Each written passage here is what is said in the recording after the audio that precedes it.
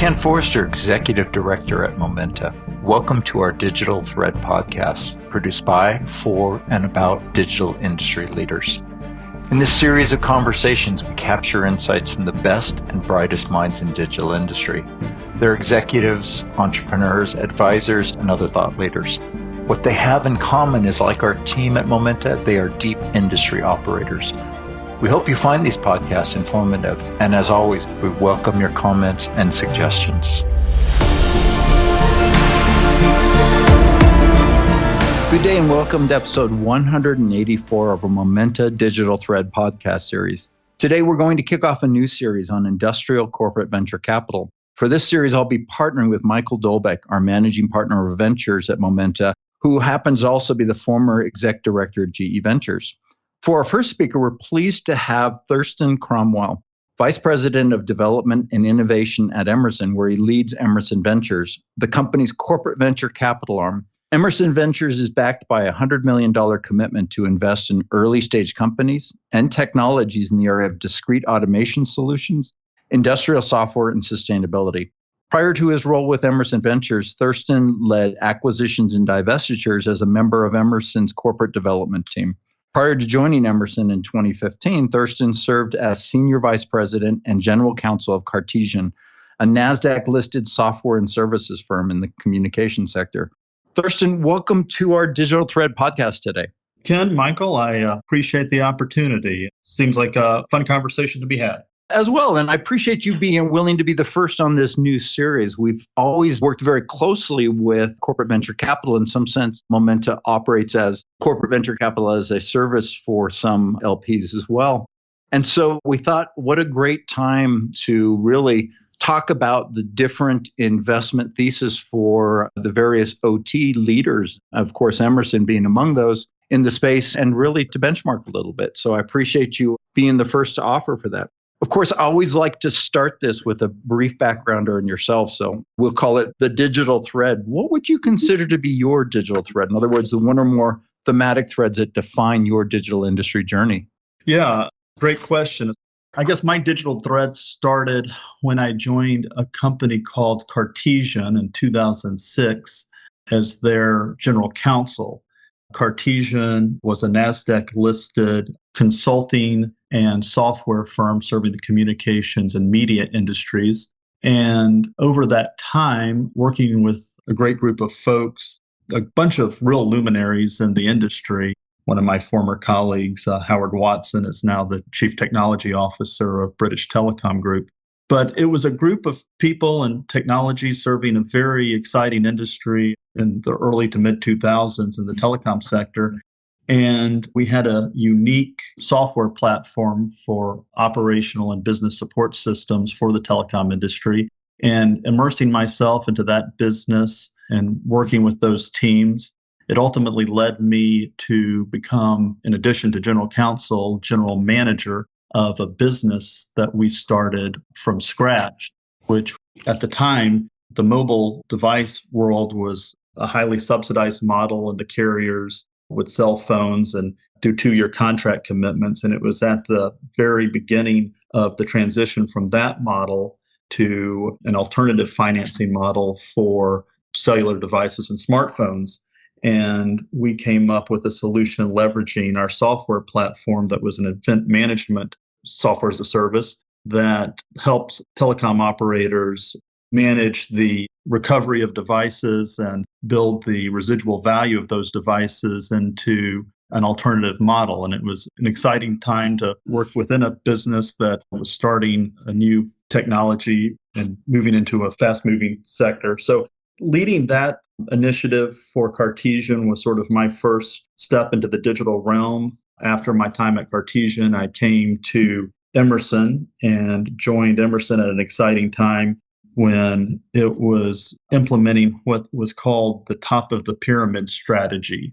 And the top of the pyramid strategy was an idea that Emerson has dominant positions in the area of devices. And then above that device layer, it has a dominant position in the area of controls. And given our unique position via devices and controls, there was a great opportunity for us to expand our data management position. So we were at a time being on the M&A team looking for acquisition opportunities to help effectuate that top of the pyramid to data management strategy. And so I got to work on a series of exciting acquisitions that were helping us make more of a digital migration. So that would be sort of my precursor digital thread that led up to, in November, taking over the full-time initiative of our Emerson Ventures. Hi, Thurston. Mike Dolbec here. Thanks once again for joining the podcast. Emerson, of course, made this huge splash with the majority position you took in Aspen Tech. What inspired you to make that move? How has it worked out so far? Well, the transaction closed on May 16th, so it's fairly fresh, but it's been very well received. Emerson's now a 55% owner in a new Aspen Tech that remains a Nasdaq-listed company. We contributed our transmission and distribution digital business, OSI, as well as our geological simulation software business. And what it does is it really gives us access to an industry-leading software company with immediate scale and relevance in a fast-moving, evolving market, which is very exciting for us. We see great synergies working with Aspen. As announced, we're calling an enhanced commercial partnership to bring both sides of two great companies together. And we really think it's going to be a great platform for our future digital investment in M&A. Really kind of transition from the M&A side to the ventures. You guys just recently formed Emerson Ventures. What inspired you to establish that, and what is its purpose? Well, prior to forming Emerson Ventures, when I was doing purely the corporate development M&A work, we did dabble in venture investing. And we saw it as a very powerful tool for what we have coined access to innovation. And what that means is there's great new product development and other initiatives that go on to build organic technology innovation within Emerson. But the access you can get to that innovation DNA by working with early stage startups in relevant technology areas really has multiple benefits. So after seeing the success of some of our sort of one-off venture investments, when we had a change in leadership last year with Lal Karsanbhai taking over as our CEO and Ram Krishnan, our Chief Operating Officer, I was asked to develop and articulate a thesis that we could do venture investing on a more full-throated effort. So we came up with a proposal that was very appropriate for Emerson's culture and approach and management process. One that recognized the need for close collaboration between our business units and the companies in which we invest. And we came up with something we called the Emerson Ventures value creation model.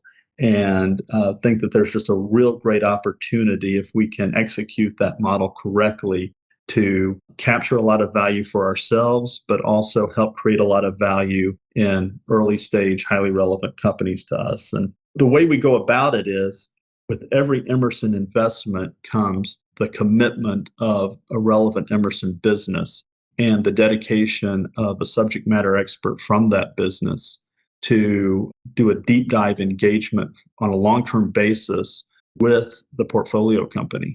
And through that engagement, we seek two things. One, we seek to put our thumb on the scale of the success of the portfolio company by bringing the resources, perspective, insights, guidance of Emerson to the portfolio company, but on an informal basis. We let that occur organically. We don't try to force anything. And then at the same time, we seek for that person who serves as our emissary to the portfolio company on an advisory or observer board level to come back to their organization and share the observations and insights and understandings of threats, disruptors, trends, adjacent markets. That is the thesis behind much of corporate venture. Thurston, that's a very insightful answer. I'd like to follow up on that. You just mentioned previously the access to innovation imperative, and I smiled when you said value creation, because I think that's the real secret to corporate venture capital, is making sure you land impact. And I think you just ticked off a number of things that are very thoughtful about preconditions that you set up so that the impact happens. Can I peel the onion a little bit? Do you have a way of measuring downstream what the impact was? Obviously, it usually starts out subjective, but does it eventually become something that you can measure? I know every corporate group that I've been part of struggles with this, so I'm curious what your experience has been. So your question is, how do we measure those intangibles for how we bring those innovation insights back to Emerson? If you do, and of course it usually is intangible at first, what do you count? And as it becomes more tangible someday, what do you count then? Well, the quick answer is we really don't have a metric for strategic return. Yeah, strategic return.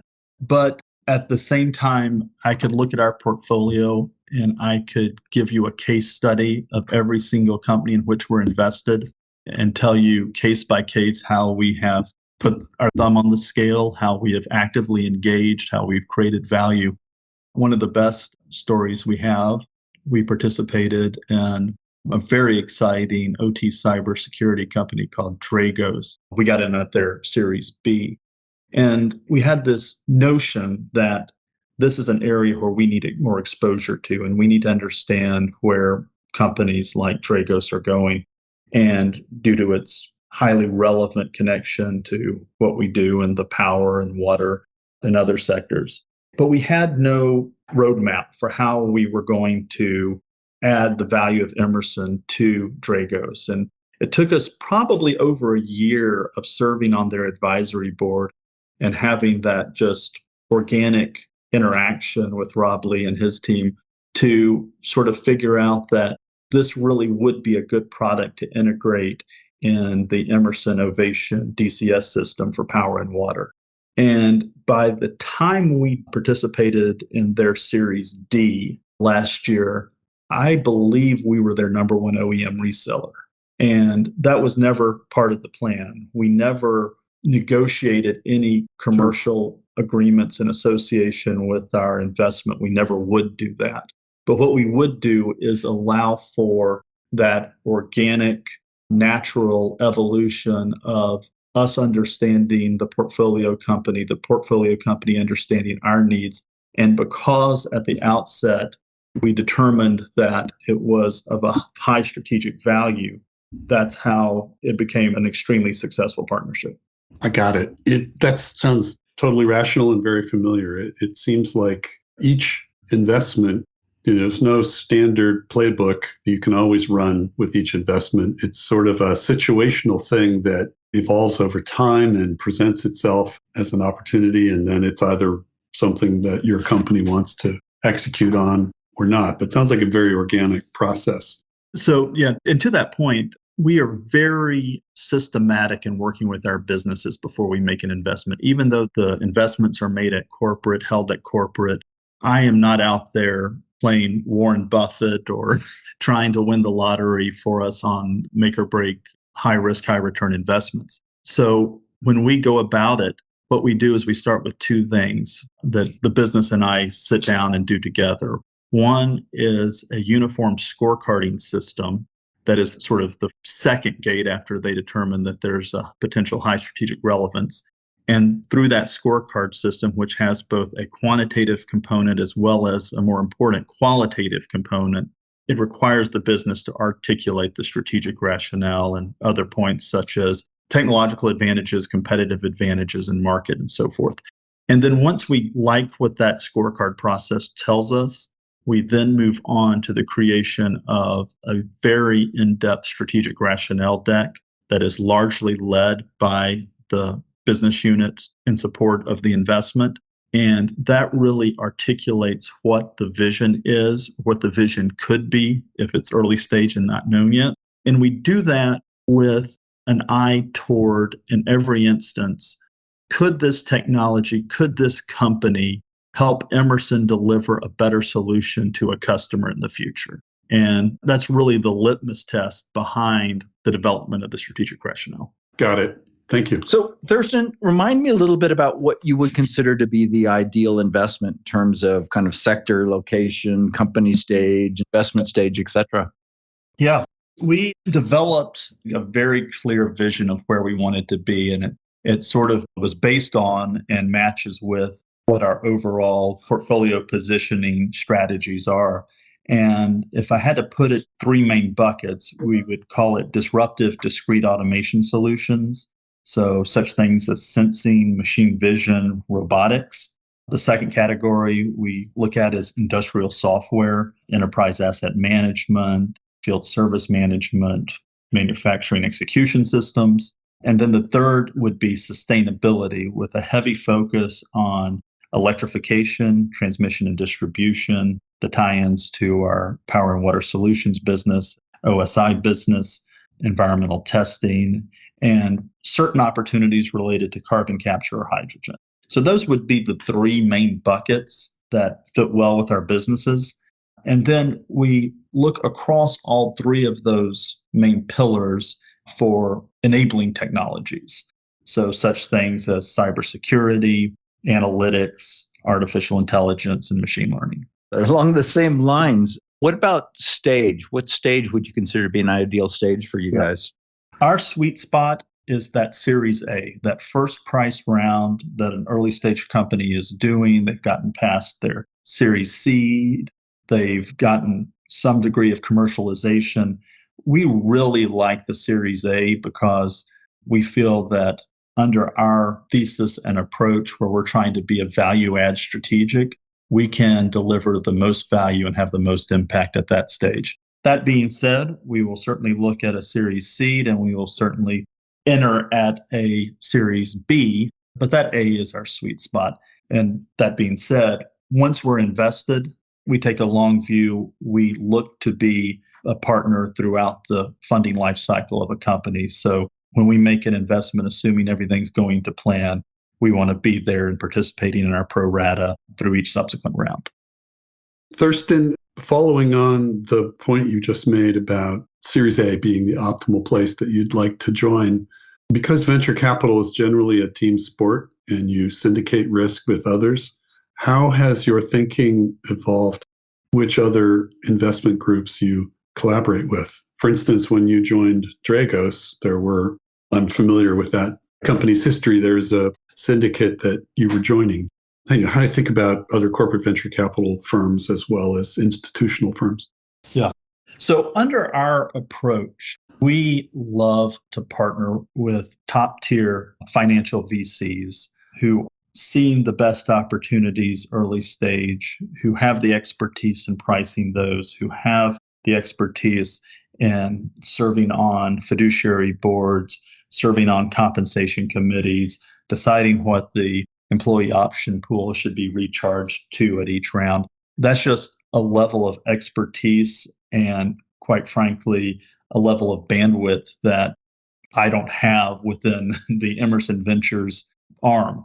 So if we can find top-tier financial VCs that lead rounds, we like to come in, we like to articulate our value add proposition, which we find in the industrial technology realm to be a very compelling message to financial VCs. And our desire to put our thumb on the scale, help the performance, add that subject matter expert to the advisory or observer board, and look at ways that if the path exists, how can we incorporate this technology into Emerson solutions? So that's our first approach. Our second approach is with regard to other corporate venture arms. We greatly enjoy partnering with the CVCs of our customers. Right before COVID, I went to Germany and had a great series of meetings with BASF Ventures. We've had a great relationship with Shell Ventures, and we see a very good opportunity, even though one hasn't come to fruition yet, to partner with our customers' VC arms and really sit at the table with them, look at an emerging technology, look how it could affect their business and ours in a positive way, and what the opportunities are for collaboration around that technology. That to me would be just an ideal situation that we would love to find whenever the chance arose. Great. Got it. Let me change gears and just ask for a quick off the top of your head answer. But our perception is that every industry has its digital disruptors. For example, Tesla has had quite a prominent effect on the rest of the participants in the automobile industry, and so has SpaceX for commercial space exploration and exploitation. When do you think we'll see such disruptors in industrial and process automation? A friend of ours calls these, who's the rabbit, is the question, in the sense that dogs chase rabbits, I guess. Yeah, I wish I had a great answer for that for the early stage company that's about to be that rabbit, because I would go knock on their door tomorrow and see how big a check I could write them. Yeah, me too. But not to sound too self-serving, this is a genuine answer, but when I look at what Emerson is now positioned to do with a leading software company in the industrial process space like AspenTech, I think you're going to see a fair amount of disruption from us. So self-serving answer maybe, but I'm a little excited about what the future holds in light of this. Okay. You're Babe Ruthing the answer here. I like it. Thanks. Along the same lines, you mentioned earlier the way that you guys have your thematics set up. And I'm curious, what trends or startups are you generally tracking at this point? One of the things that I am most excited about is our emerging presence thanks to the OSI acquisition, which was one of the deals that I got to work on the M&A side, about where this macro trend of electrification, of grid digitalization, of trends such as demand management. We had an investment this year in a very exciting demand management distributed energy resource company called Virtual Peaker.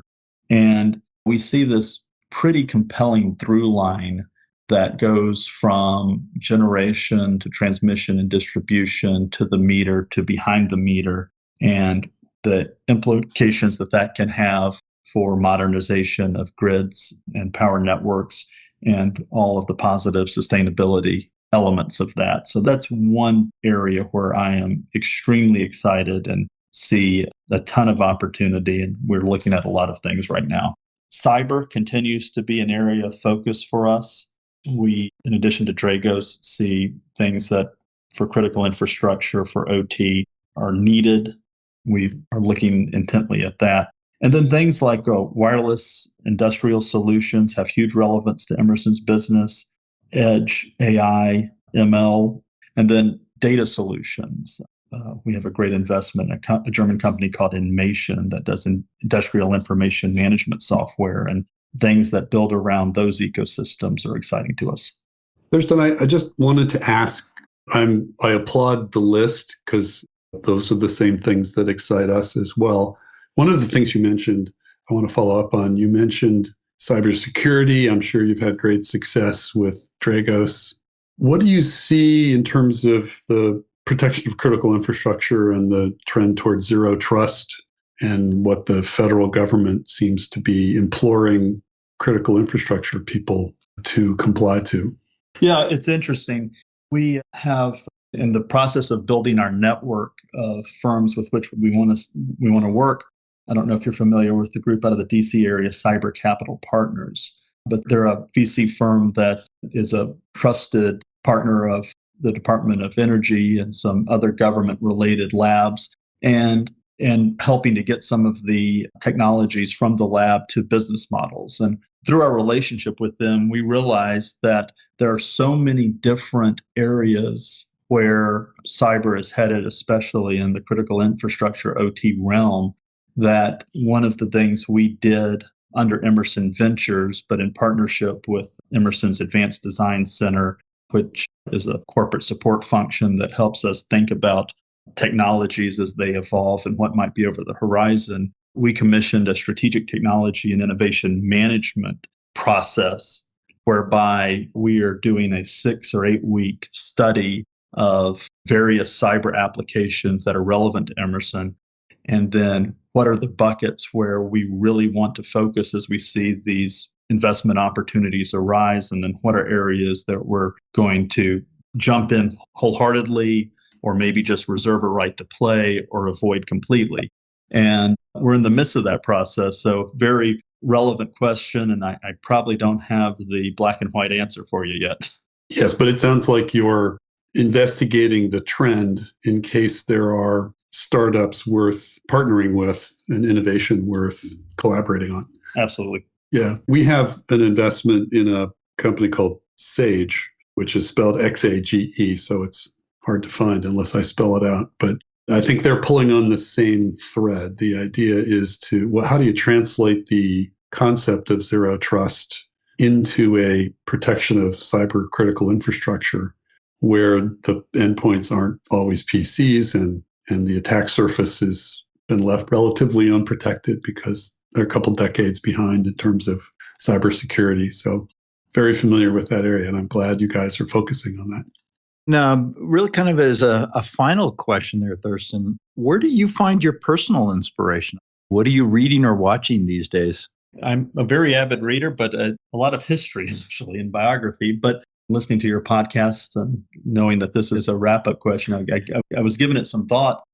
And I realized both from time and doing acquisitions for Emerson and now as leading Emerson Ventures, ability to meet founders and to talk to them and to understand their path and what they've gone through and how they've gotten a business to the point where an Emerson is interested in acquiring or investing.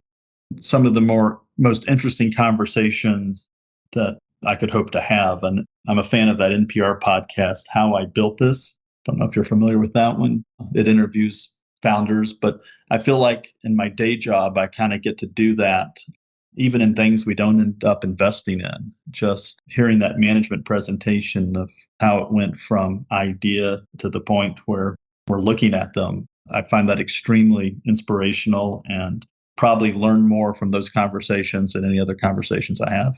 We can certainly empathize. That's one of the funnest aspects of being a venture capital is constantly being exposed to new ideas, or at least, let's say, new pitches of existing ideas many times. Since you like history, maybe I can offer you a book. I just finished reading something called The Power Law, Venture Capital in the Making of the New Future by Sebastian Mallaby. It just, I think, was published earlier this year. It's really the history of venture capital, the things that we take for granted in terms of structures and approaches, and even the disruptions from people like Tiger Global and SoftBank. A really good history book. So I would promote that as a interesting, really kind of history there that may be interesting to you given your CVC and VC background. So I'm writing it down now. There you go. So Thurston, thank you for sharing this time and insights with us today. It was a real pleasure. Thank you. The pleasure, believe me, was all ours on Mike and I's side. Yes, thanks. So this has been Thurston Cromwell, Vice President of Development and Innovation at Emerson and Head of Emerson Ventures. Thank you for listening, and please join us next week for the next episode of our Digital Thread podcast series. Thank you, and have a great day. You've been listening to the Momenta Digital Thread podcast series. We hope you've enjoyed the discussion, and as always, we welcome your comments and suggestions. Please check our website at momenta.one for archived versions of podcasts, as well as resources to help with your digital industry journey. Thank you for listening.